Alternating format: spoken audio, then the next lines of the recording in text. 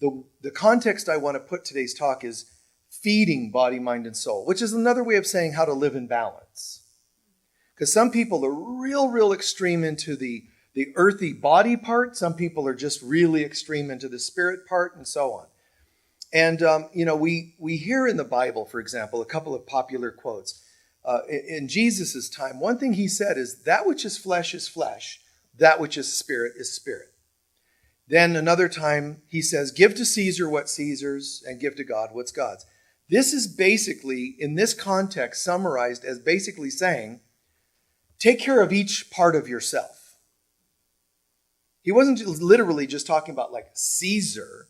He was talking about there's the human self, give to human what's human, give to God what's God's. Now, that is very, very important, but it also sort of spreads attention out. Like, take care of each. That's one dimension of the statement. There's another dimension of the statement, which is not just give each its own, also have your priorities straight. Body, mind, soul, or spirit.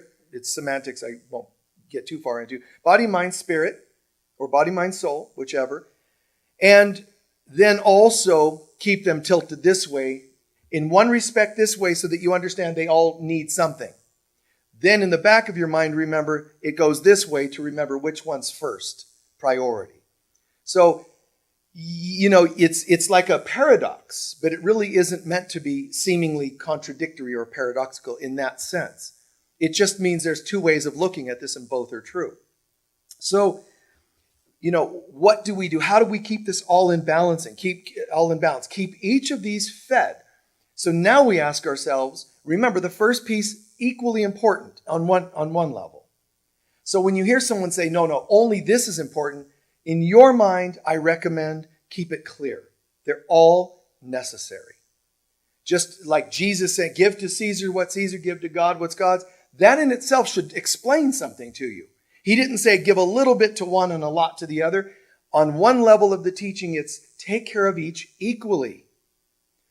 On a deeper level, however, in the back of your mind, remember, but one of them is more important. In one respect, they're equal. In another respect, one is more important. How and why is one more important? Because only one is real, the God part. But while you're on earth, you're going to need to address things of the earth. Deal with this world, whether that means pay your bills or feed your body what's healthy for you and all that. Take care of that. Now, see, to me, I don't teach that and preach that like do this or else. I don't come from that scary place. What I'm saying is why you should take care of your body and health and so on is because it's a demonstration of whether you love yourself. Now, hear what I just said there. How do I take these two statements and have them both be true? Equal and balance, spirit yet priority. And some of us get so into spirituality, we think spirit's the only thing to deal with. While you're in a body, you're actually deceiving yourself to do that, which is why so many mystics missed something. They went, wow, yeah, this God connection is so important. So they forgot the first rule, everything in balance. They flipped it up and said, I'm just going to hang out up here. And then they went through, even Buddha acknowledged it was too extreme when he too did that. So, but the alternative, forget that rule now, the vertical, and just go horizontal. They're all important. If that's the only rule you follow, that's also messed up. Because you're going to essentially become confused with which one is important or a priority. You're going to try to, live in your own version of balance, but not remember the deeper law of God. You're going to try to balance out man's laws and perceptions, but you're going to forget there's still another law simultaneously. Kind of like be in the world and not of it. That's another way of saying this. It didn't say just don't be of this world. It said be in this world, but not of it. It's saying two things, two parts. Be in this world, but not of this world. Understand horizontal life and take care, but don't believe that it actually is a power over you. You see, it's just amazing, and it's so beautiful. And it's not a contradiction, it's just a beautiful paradox in a good way. But it takes a keen mind to understand it, because most minds didn't. They did one or the other. And we're talking here today about, obviously, living in balance. So it's having your priorities straight. And so I'm going to live in balance, and I'm going to take care of things. And, I'm going to sometimes, in our lives, social distancing, or I probably need to take my diabetic medication. That's right to do. If your body thinks that it's diabetic, then take care of that. If you have a dog, feed it. Don't say, well, just come here, Fido, meditate. You really don't need to eat. You need to get over this whole food thing. That's not appropriate. Kids, bilocate to school. I don't want to take you to school today. Get there yourselves. It doesn't make sense. And that's why a lot of people that are really caught up in this world make fun of the people that try to overcome the world. They think you look ridiculous, and they're right. Except they're just as crazy and ridiculous because they're trying to negate the spiritual, because they're laughing at us for being so excessive, seemingly excessive spiritually. So just imagine after this talk today, or after this period of people, hanging out in their home and kind of doing deeper personal work, just imagine that we come out of this different. Imagine, what if we just applied and integrated this, what I've already said so far, just that. All of a sudden, I don't have to choose between this and this and this and this and this. All of a sudden, I just go, this is amazing. I kind of got it now. When this social thing, whatever, virus and in their homes, when this ends, I have a completely different way I'm going to live. I'm going to live in balance horizontally, and I'm going to live in priority spiritually. It's just perfect. Not either or. So that means from here on, I'm going to deal with my body. So starting there, body, mind, spirit. Now, technically, it gets tricky with the semantics, because ultimately, the body, we know. The body isn't just the body, though. It means not body, mind, spirit. And I'm going to shift that to spirit, by the way. So body, mind, spirit. Body means all your humanness. Mind means the chooser and your heart. So the body is the lower three chakras. The heart is what used to call the mind, but that's the soul. It's also the soul. Body, the chooser, the mind, the powerful mind, and the soul, and the spirit, the upper three chakras. So now we understand. I'm going to take care of my body. How? Not just flesh, emotions as well. My body needs cried out today. My body needs fed today. It means my human self. So just relax and take care of the human self. Take it for a walk once in a while. Eating things that feel biogenic or life-generating. Things, but then it also means friendships that are biogenic. I mean, people live biocytic. There's three categories, remember. Biogenic, which is life-giving. Biostatic, which means kind of just no gain, no loss, just kind of flat. And then biocytic, which means life-destroying. It kills life. And there are foods and thoughts and friendships that are not real and destroy you. You can continue as is, mind you. I'm only giving a recommendation to reconsider it. And you don't say, I got it. Dear Mom, I have decided that you are biocytic in my life. That's not what I'm asking you to do. I'm not asking you to, drive by Taco Bell and flip them off. And I'm not asking you to write a letter of death and destruction to your mother. You still have to go here and say, I am changing. And I feel like I'm plugged in, whatever terminology people could accept. Keep it general for now. All I know is that I'm changing my life. This whole experience in the world has really helped me wake up, and I have greater priorities in my life. So what I'm wanting to do now is really live something that feels alive. Now, you have to be very tactful, because when you say, don't call me, you've now deemed them as one of the people that are biocytic. You have to be careful with that. because you're not wanting to hurt feelings. Talk about you and life generating and life promoting and expansive. How do you do that? And let them know you won't be talking to them as much without it being obvious that that's not working. Well, all you do is you learn love and tact. So you might say, instead of, and I'm thinking about it and you don't quite fit, what you say is, so I'm backing off from a lot of people and a lot of things. See, I made that generalized. And then I'm probably going to see what things work and work out and get along and feel right. And then perhaps reopen the doors. You see what I'm describing here is a metaphor of what people are doing. Think about it. I'm going into my home for a month or two. Dear mom, dad, friends, I'm going inside for a month or two. And I'm going to kind of renegotiate my life. And I'm going to rethink things. And you see, now's a good time because you can blame it on the virus. When your friends and mothers or whatever, why don't you talk to us anymore? Oh, that virus. Pfft. Everybody else blames everything on the virus. So just do it. Throw it out there, Gas price, oh, it's the virus, It's like, oh, I'm going great. Must be the virus. It's like, come on. Okay, just stop. Whatever's happening was already there in us. And instead of just an external virus, people were already needing to stop the insane world they were living in, back off and go inside. You can just say, well, Michael's kind of reading metaphysics. And guys, I know the truth of God. I'm not making something up when I say, well, let's just look at this as a potential positive thing. I'm telling you, this is what I know to be true. This is not an accident. We're supposed to have been going inside, and this made it happen. But who did it? Well, some flu or something.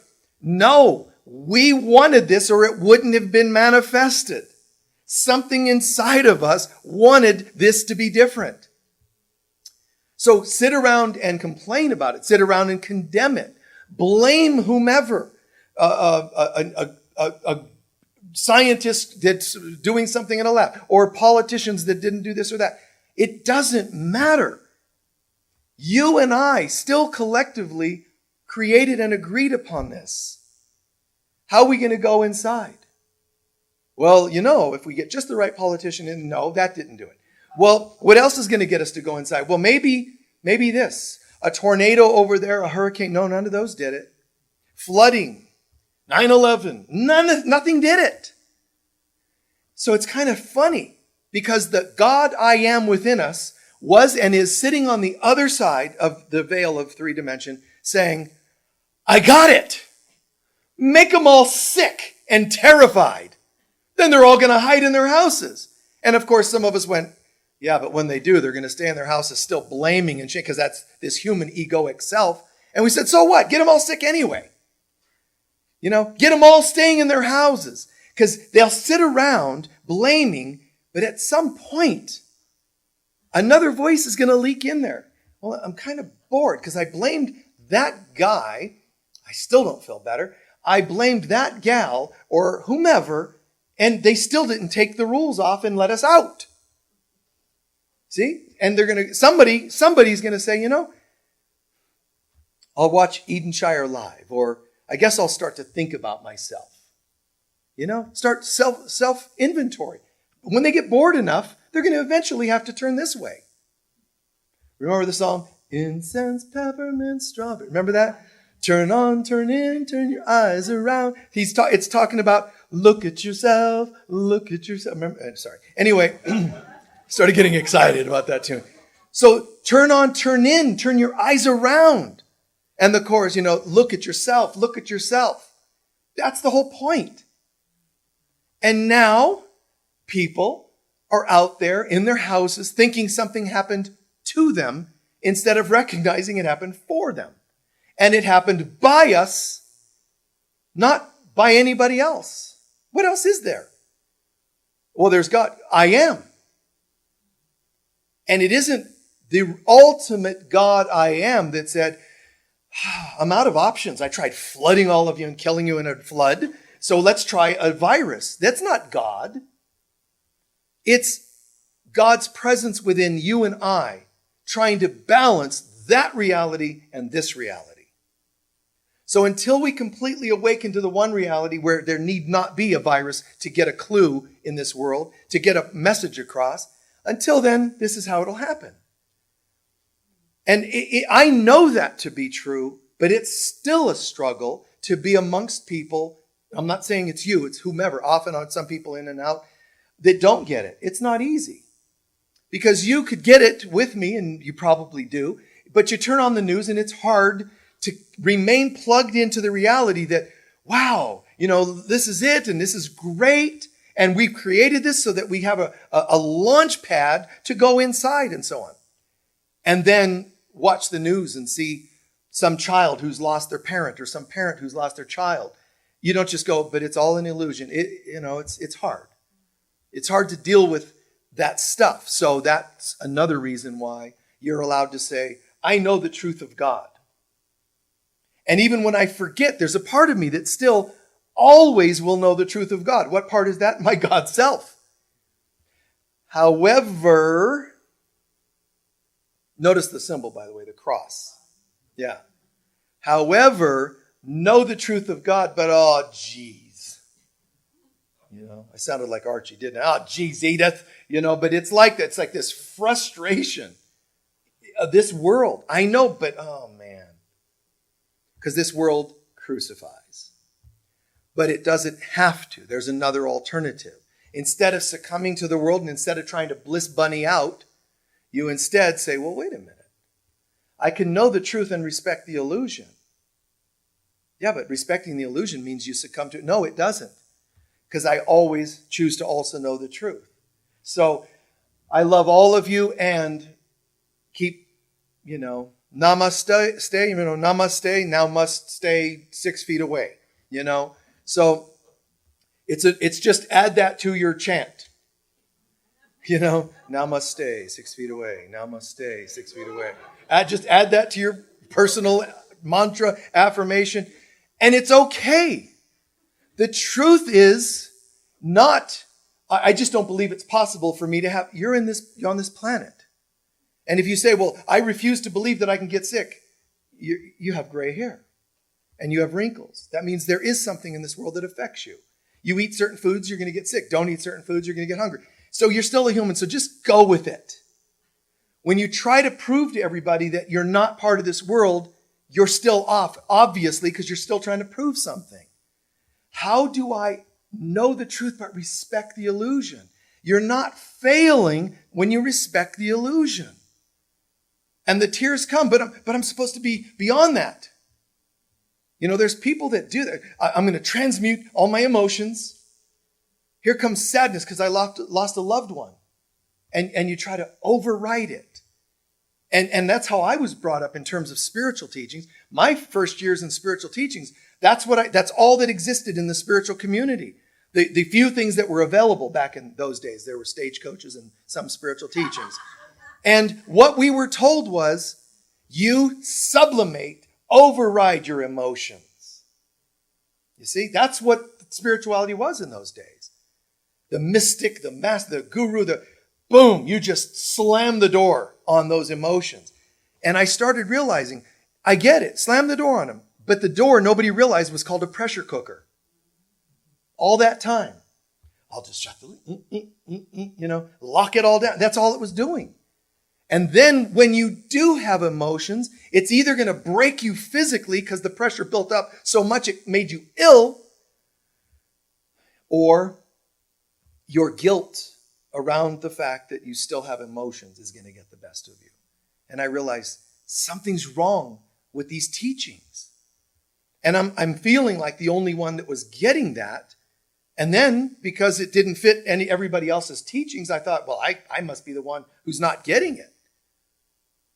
But after you go through the dark night of the soul, you start understanding and having more truth locked in on a high and low, left to right, forward, backward, in and out level. After you go through the dark soul, if you do it well, you start to become so integrated, you realize tears, they're okay.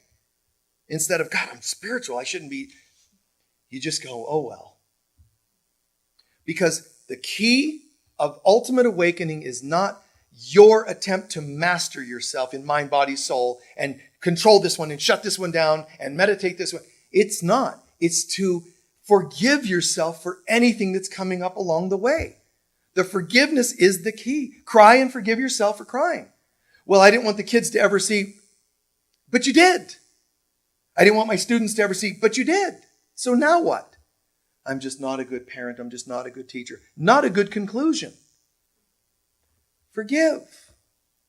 Hey kids, how are you doing? Mommy, are you okay? Yeah, Why were you upset? Well, it happens. And you explain it in a beautiful way to where they're hearing not, I shouldn't have done that. Mommy was bad.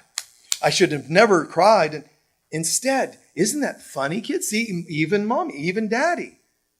And when we cry, we try not to blame anybody. We just cry. You see? It's like it's okay. Teaching people that everything is okay. So A Course in Miracles teaches, teach only love. Another way to translate that, when it says teach, it means be an example. So change the phrase for a moment. Be an example of only love. One way you can be an example of only love is to teach people everything's okay. Oh, but you don't understand. I was in war. I was a sniper. It's okay. This too shall pass. Are you still a sniper? No, but I feel terrible. Okay, let's bring it to the altar. What would you like to be? A florist. All right. Take all that sharpshooting skill and let's put it into being a great florist. You see, just turn everything around. Help people to come to peace with themselves. And not through words. They need to hear you and I knowing that they're okay no matter where they've been. And that's not always easy. Primarily because you still have buttons. We still have buttons. You see? So they can say they've done horrible or naughty or whatever, yucky or shameful things.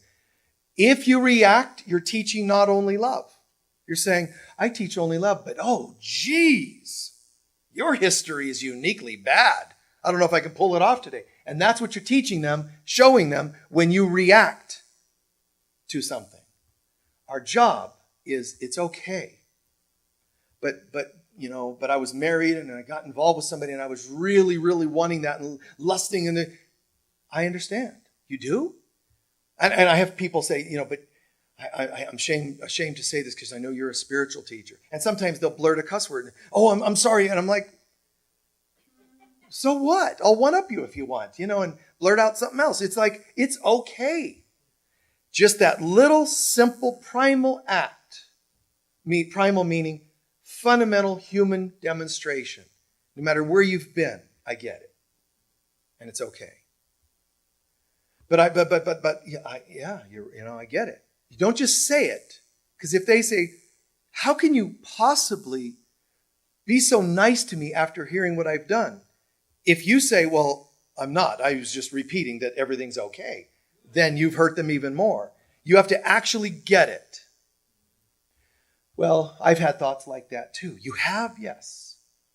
Things like that. Match them. Show them that you're in the trenches with them. And I said this online in our online Edenshire live on Zoom.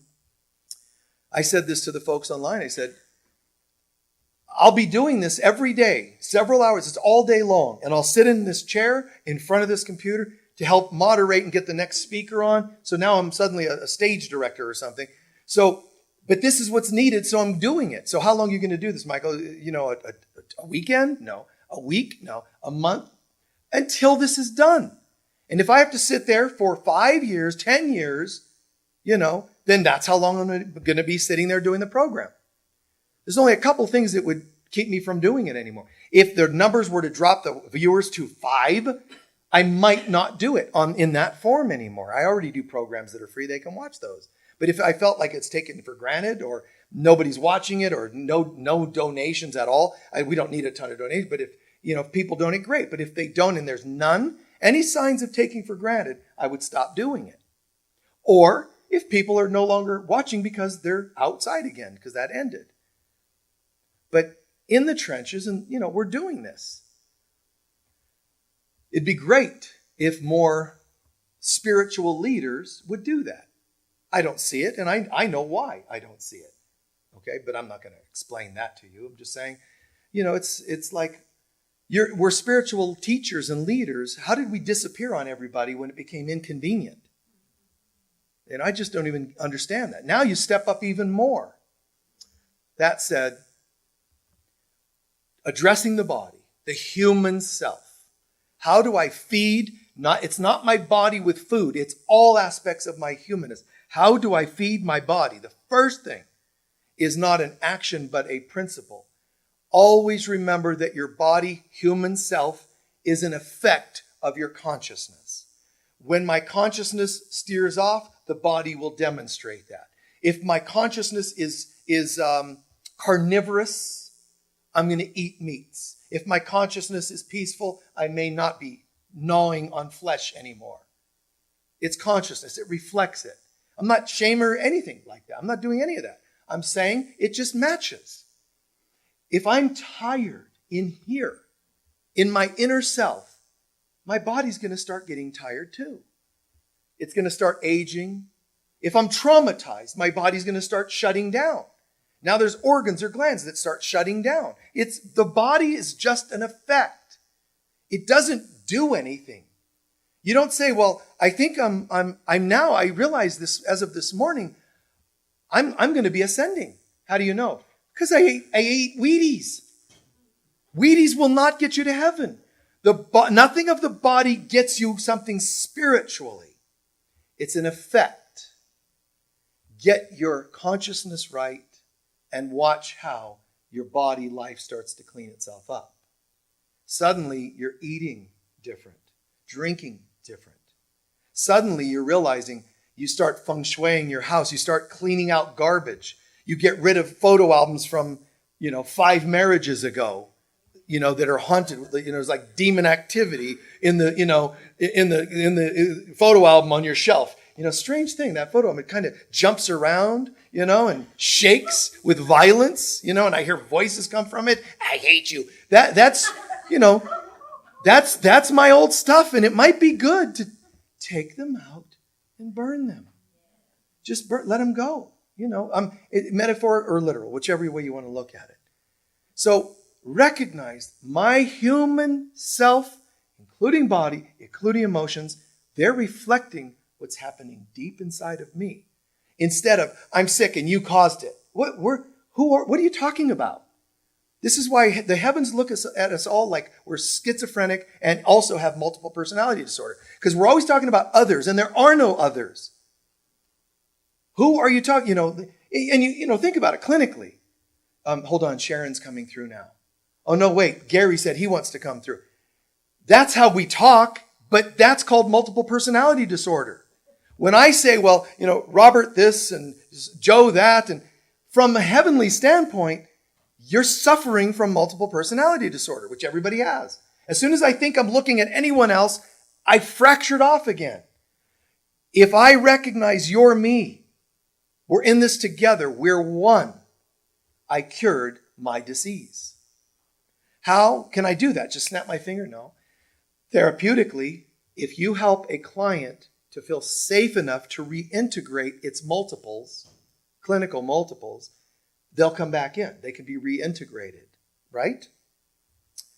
And it's the same with you, with me, with any of us in terms of life.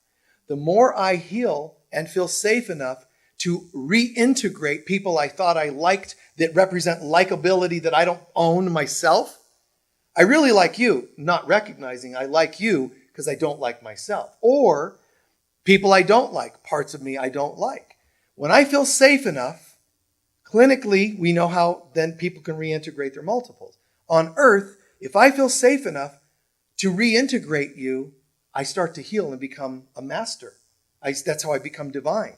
You don't become divine by overriding and put them all in a pressure cooker and say you don't exist. It doesn't work that way. Open the pressure cooker, scream and puke and do what you need to do to own that this stuff is there, these feelings. Man, I have issues with males, therefore they manifest as rude males. Man, I have issues with females, they manifest as whatever form of female that it triggers. But they're all me. When I see it, process it with the peace of God, all of the characters that blasted out of me and became you, many, the manys of, out there, the peoples, plural, plural, plural, plural, and bring them back inside, I start becoming integrated. Your ego's going to tell you, why would you want to integrate somebody who's a symbol of rudeness? And it makes it look like it's out to protect you. And you say, because when I integrate it, it disappears and I'm no longer rude. That happened to you? No, it didn't work. I'm kidding. I'm kidding. When was this? Like in a period of life or a moment you had an epiphany? Sweet. See that? It works. Reintegrate. Feel safe enough. But if what I'm saying is true, and it is, then it means that when I see you and accept you and love you and do the things I was describing earlier, when I help make you feel safe, then I'm acting as a healer therapist so that you can reintegrate your multiples. Is that making sense? All right. So the body is a result of my decisions in here. Still, it's a result, but if it reflects my inside, I'll either eat differently or act different, exercise differently out here to fix my soul. It doesn't work so much like that. It's a reflection. So when I eat and act and exercise properly, guys, it's a reflection of how I'm starting to care about myself more. Do you get what I'm saying there? It sounds so sometimes bizarre to get that. Because isn't he saying the same thing? Or isn't he contradicting? No. It's really, really a deep truth. The human self is a reflection. Well, then why take care of the human self if it's a reflection? Because it reflects you caring about yourself. So it isn't the doing things to take care of your human self, physical and all that body. It's the reflection heightens. So do indeed take care of yourself. Absolutely. Take care of it all. Why? Because of not what it does, what it reflects. So if I get a massage, it doesn't actually cure my soul of issues. But if I get a massage and realize this is an act of self-love, it does heal my soul.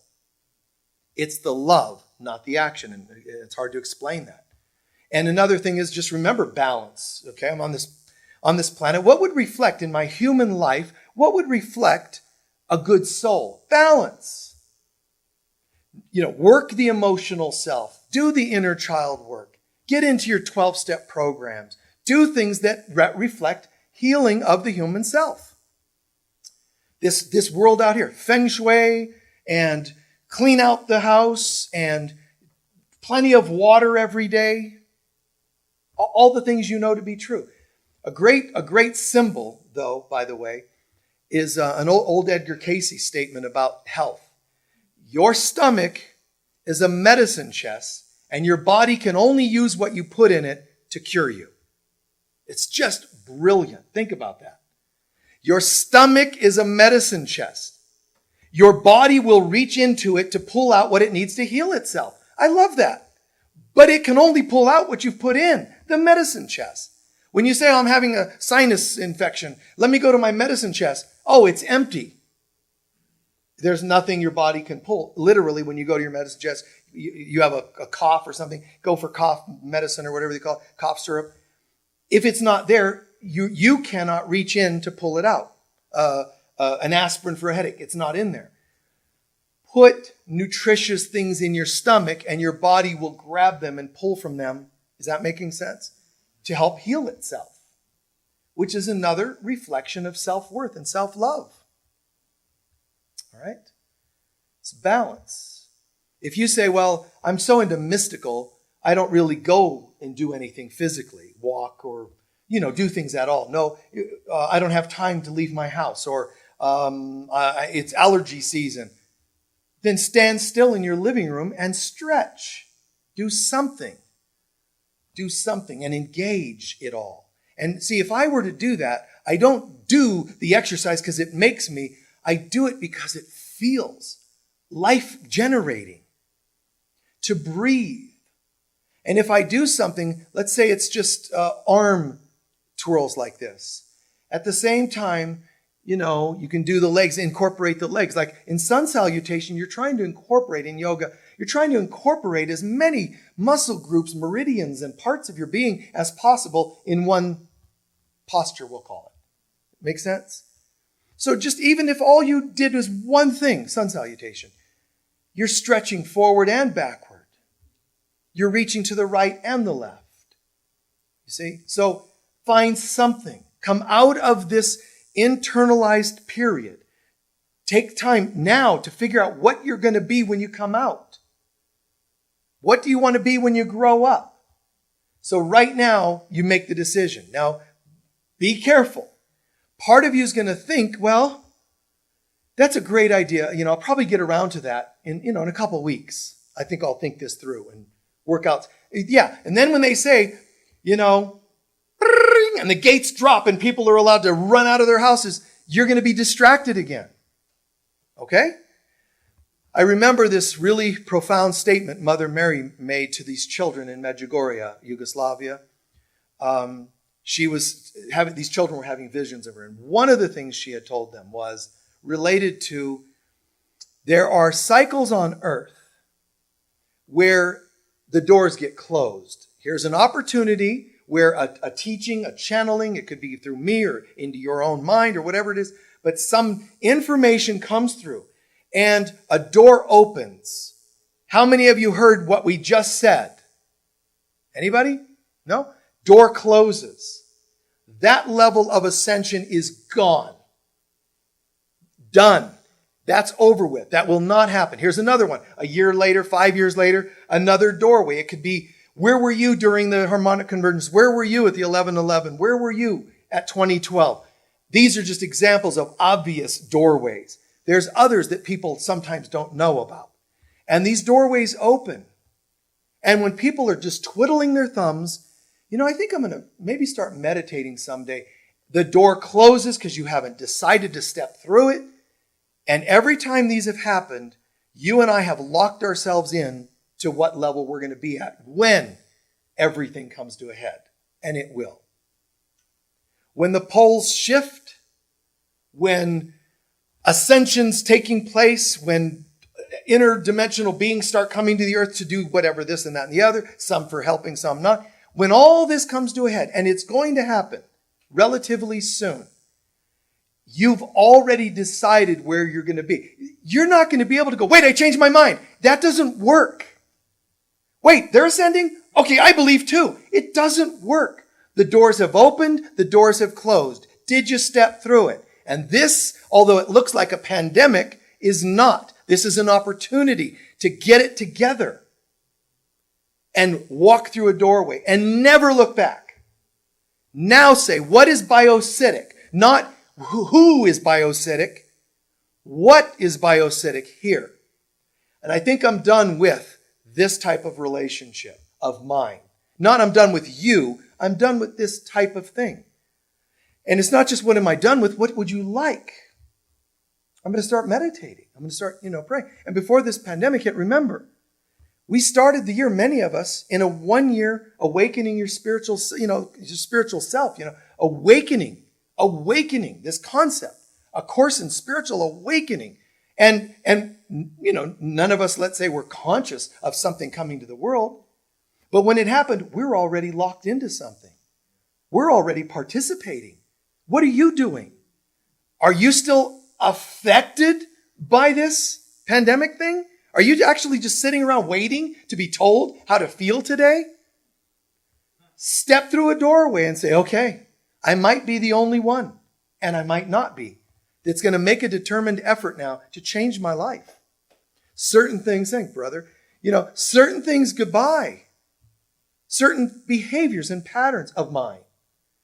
And it's easy to blame and say, well, I'm not going to have that guy or that girl or that person or that group. Or it's I. Talk about yourself. Instead of, I've got to get rid of addictive, alcoholic friends. I have to get rid of my addictive patterns. The rest are just symptoms. And some of them are going to go gracefully because you've made this clear. Here's what I'm about now. The certain addiction, chemical drink, whatever. I see it, and it's not me anymore. Boom. And some of them are going to pass over gently and quietly into their own life. That's their business. But for your relation to them, it's going to pass gently. Some family members. Some are going to literally pass away because someone unplugged their necessity to have them pushing their buttons. So they can die now. Others are going to maybe just shift and not talk to you anymore. The form it takes won't matter. But I changed and everything else is going to change. Why? Because the outer life reflects the inner life. As I change, it's changing. Wow. I can say for me personally, there's times when I can go, I haven't talked to so-and-so in 10 years because it passed gently away. Other times, they won't go gently.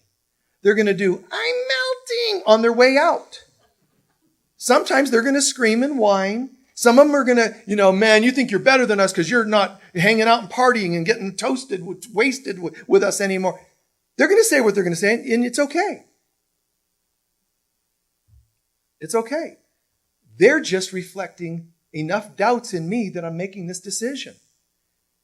I'm melting doesn't mean, oh, well, I don't want you to melt. Here, come back, wicked witch. Because I don't want you to melt and cry and scream. If you could just die quietly, I'd be okay. But the fact that you whine about it makes me feel bad. No, it's still goodbye. Because you still don't exist. You're still just a mirror of my self-doubts.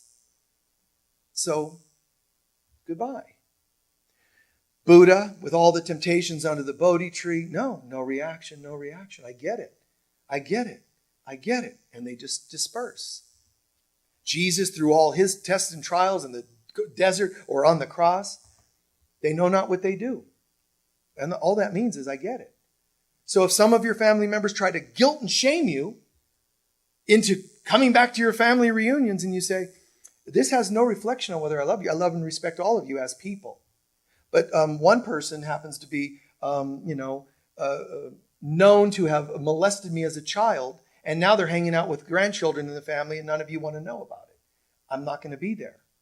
Because it's my little way of saying, guys, please reconsider.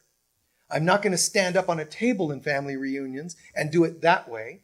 And I might not just quietly go, although if I feel guided to do that, I'm going to have to do that. But generally what I might do is say to the family, one time, here's what happened. Please watch your kids. If you don't, that would be your choice. I won't be here anymore to participate in this. Goodbye. That's what I would do. Some of them are going to go, whoa. Others are going to go, I'm melting. I don't care.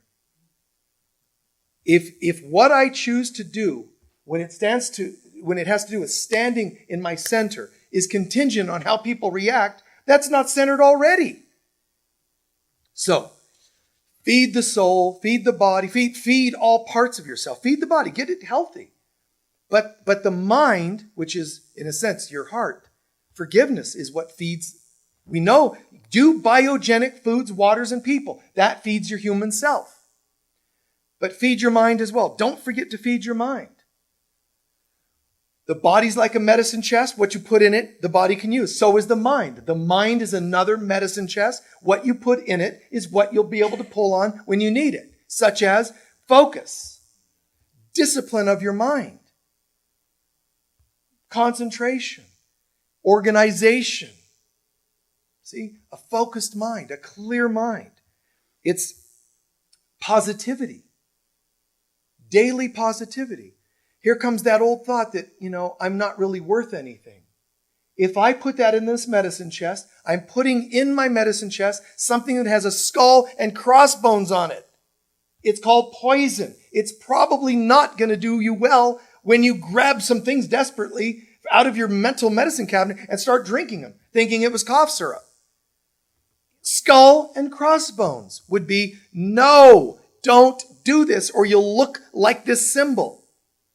You'll look like skulls and crossbones. You'll be dead mentally. So you can't afford the luxury of a negative thought. Clear it up, clean it up. And don't pretend they're not there. That's pressure cooker. Just see them and say, who are you? Where are you coming from? If words leak out and you go, I want to start meditating, but why bother? I've tried that before and I never remembered to do it. Oh, wait a minute. Wait. Just say words like question and go, whoa, where did that come from? What do you mean? Well, I just heard this voice that said, why bother? Where are you coming from? Clearly it's not God. So where's that coming from? Ask yourself like you truly want an answer and listen.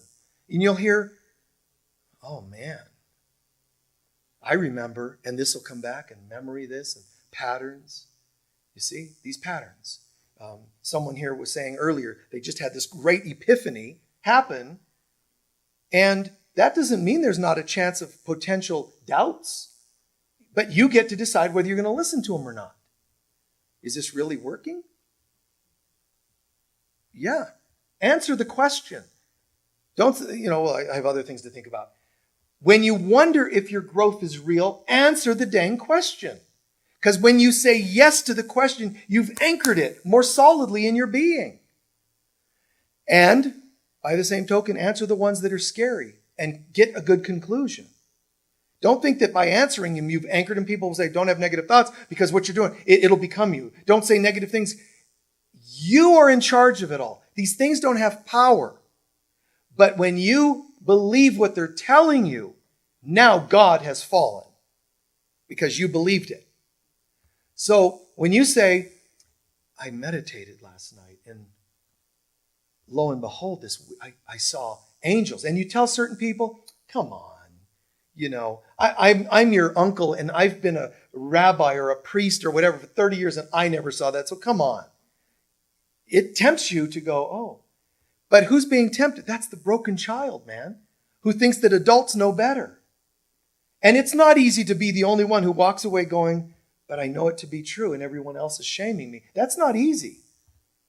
But who is your God? What voice do you want to listen to? That's how you build the mind. That's how you put in the medicine chest. It's called kick butt medicine. There's other term I could have used, but there's a box right there instead of Band-Aids, butt kicker. Where you take this and go, this is where I'm going to ingest and take into my mind something that says, knock it off. Where are you coming from? You see? And even when I brought up, you hypothetically just say, where's this coming from? As soon as I said that to you, into my own mind, an instant memory. I remember standing at a restaurant as a kid, and my dad was there, and he's introducing, some friends of his were there. And they said, who's this? Oh, that's my son. And, and I was just kind of looking down, and they're like, oh, hey, say hello. Hi, And my dad starts, oh, he doesn't talk, he doesn't. And all humiliation. Just my telling you about outer world stuff can trigger memories. I had one. Now, do I go, but I'm a mystic, man, I shouldn't have that? No. I see it's there, and I give it to God like anything else. So that all those people can be freed as well as me.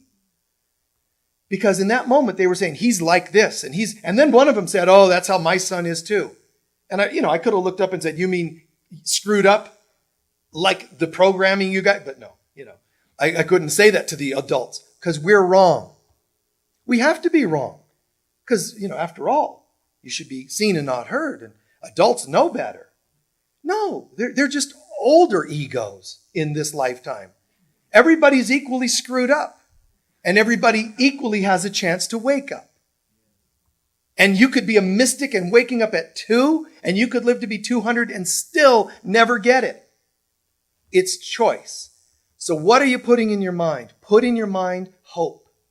Put in your mind that you have value and that everybody else has value. And teach that to them every time you can. Thanks. What are you letting into this medicine chest? It's a great, simple metaphor to really always get it. What are you putting into your human medicine chest? The people, the foods, the drinks. And what are you putting into your mental medicine chest? New principles, new values. Here goes into my mental medicine chest. Integrity, honesty, clarity. Those are all mental things in the medicine chest. Or toxic opposites. Last but not least, spirit. So let's say my spirit is like a spiritual medicine chest. Once again, what I put into it is what I can draw from it. So what do you put into your spiritual medicine chest? Do you have a spiritual diet of I start and end every day with God? That's a spiritual diet.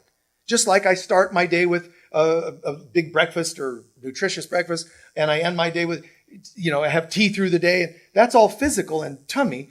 But what about the conscious? What about your highest spiritual self? Are you nurturing it? Your body, even if you go to the gym and even if you eat right, good. But if it's only your body you're doing that to, it really isn't doing you much good. Someone said to me, wait, just a long, long time ago, Michael, about health. It's been proven scientifically that if you go and work out every day and eat a certain way, you would live to be like 5 years older. And I said, and did you know if you accumulated all the hours at the gym, it would equal 5 years? So technically it's a wash. You see what I'm saying, right? I mean, that's just my wicked little mind, It's a wash. So the only way you benefited is if you enjoyed the gym. Now you gained 5 years. If I spent it hating to have to go to get healthier, it didn't really add. It procrastinated my demise. It dragged it out. Thanks, Jim. Thanks a lot. I could have been out of here 5 years sooner. That is not healthy in my body or spirit. So recognizing I need to love. Coming and going. Bring in love into every center. Bring out love from every center.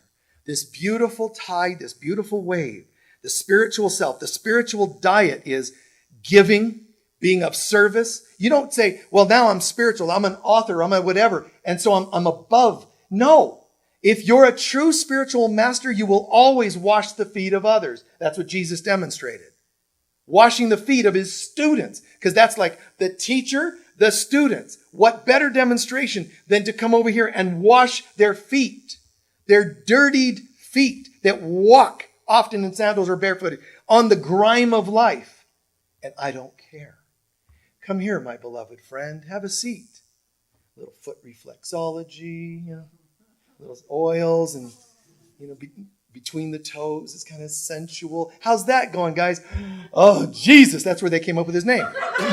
Anyway, I made that up, so don't publish that as a truth. A meme. Jesus got his name when he was rubbing the toes of his apostles. Guys, peace, inner peace, friendship, fellowship, spiritual food, love, forgiveness. Do you bring peace? Because spiritual food is contingent not on what you take, what you give. That's what becomes the actual food in here. And that's one of the differences between physical sustenance. I can only have what I take and take in. Spiritual, it's actually the opposite. It's what you give. Being of service feeds your spiritual self. Calling in peace, prayer, meditation, forgiveness feeds the spiritual self. And, if you look at this, all that I've talked about, we're going to conclude here now. I have given fair share to each of these. The human self, luscious diet of this human self stuff. Nutrition, nutrients, exercise, and all the things that, also emotions and inner child work, recovery, all the things that are keeping the healthy human self. Not to make you more spiritual, because this will not launch you to here. What it does is it reflects, like I said. I actually care about myself enough. If the outside is the reflection of the inside, then the more I kill things to eat them, do I like that reflection? I don't know. You have to decide. You might say, it feels right for me today. Nobody should or could judge that. If you say, no, I think today becomes an initiation for me to change that, then change it. Okay? But what you perceive to be healthiness, feed. What you perceive to be mental, soul healthiness, heart, love, forgiveness, eat. Come regularly for meals of that nature for your heart. Spiritual start and end every day with God. Be a demonstration of God, not in the sublime only, but also in the practical day-to-day service. How can I be helpful is what God says to all of us every day. So when I say that to all of us every day, I am being the presence of God. Let's take a few centering breaths.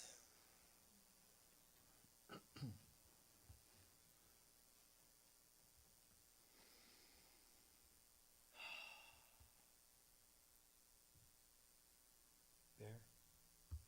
You mind?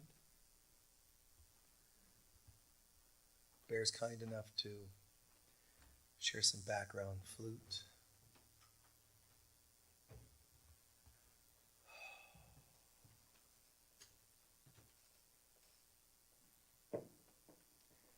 We do a few centering breaths, and today's meditation, as it's coming to me right now, is going to be about who we are, what we're here to do.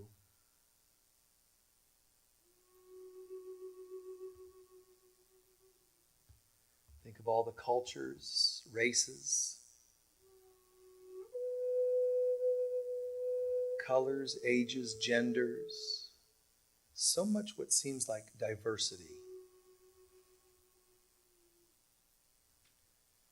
And all equally have tried to go home.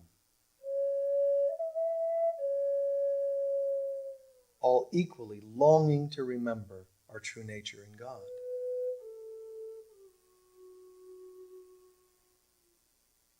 Today we're choosing to let go and let God.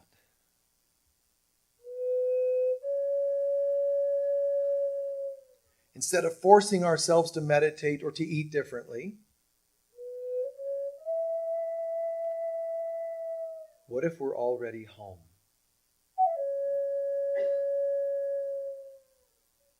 What if all the combined rituals and ceremonies throughout all time, Persian, British Isles, Aboriginal peoples of Australia, Native American, Peruvian, Atlantean, and whatever else, Greek, Roman, what if all attempts of all circles and gatherings were answered today? All healings, all connecting, all forgiveness, all oneness, what if? It's already happened. And let's imagine then the prayers from all children throughout all time are answered, and that everything is okay. The colors of our skin drop away, our age drops away, gender drops away, and we are just gradually seeing souls, flames of light everywhere in all beings throughout all time. Light beings and gray beings out there in other planets, angels and demons in other dimensions, all pure light.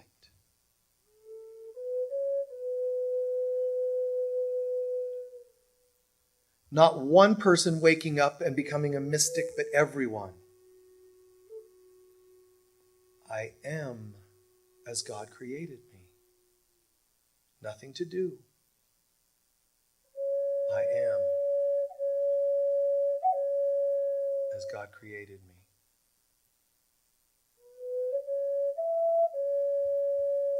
Every word and every tone of the flute is sending that frequency into the core of our being.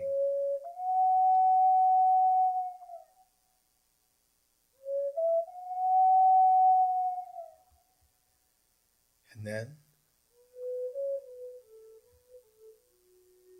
the sounds of the flute are played through us. Our soul is praising God through musical notes.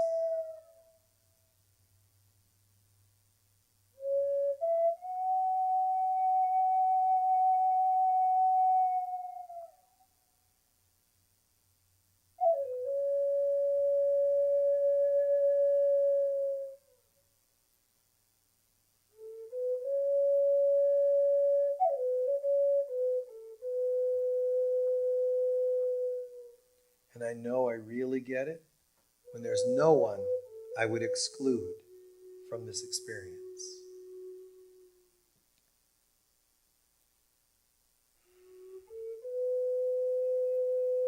I receive as I have given. And now I and we rest in God.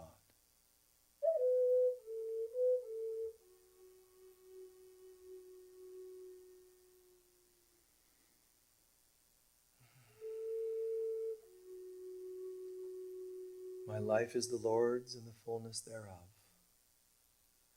My body is the Lord's and the fullness thereof. My mind is the Lord's and the fullness thereof. My spirit is the Lord's and the fullness thereof.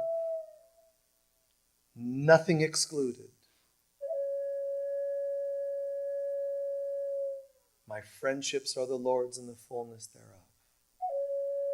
My partnerships, intimacies are God's and the fullness thereof.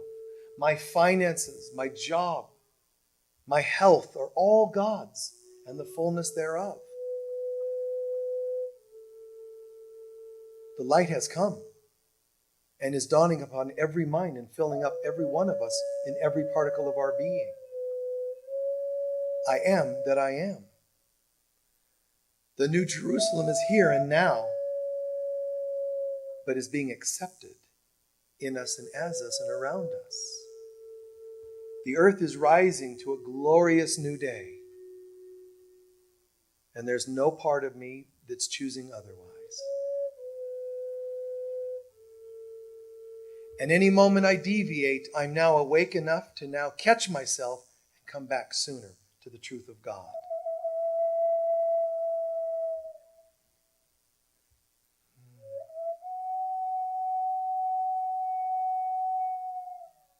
All that I am is God's and the fullness thereof.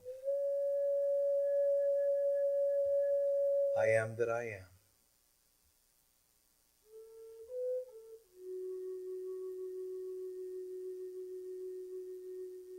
Three times together.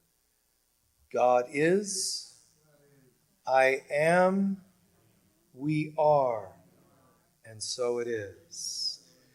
God is, I am, we are, and so it is. God is, I am, we are, and so it is. The light of God surrounds us. The love of God enfolds us. The power of God protects us. And the presence of God watches over us. Wherever we are, God is, I am, we are, and so it is.